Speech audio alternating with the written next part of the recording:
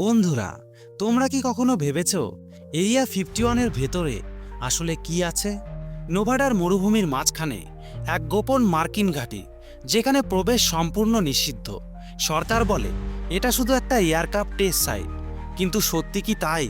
কারণ অনেকেই দাবি করে ওখানে রাখা আছে ভিনগ্রহী প্রযুক্তি।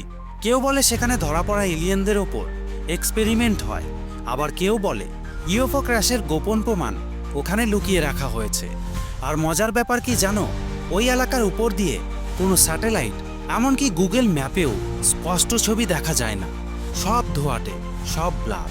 তাহলে প্রশ্ন হচ্ছে, যদি সবই সাধারণ ঘাঁটি হয়, তাহলে এত গোপনীয়তা কেন? কি এমন আছে যা দেখাতে ভয় পায় তারা? ভাবো একবার, তুমি যদি সুযোগ পেতে এরিয়া 51-এ ঢোকার, তুমি কি ভেতরে যেতে সাহস করতে?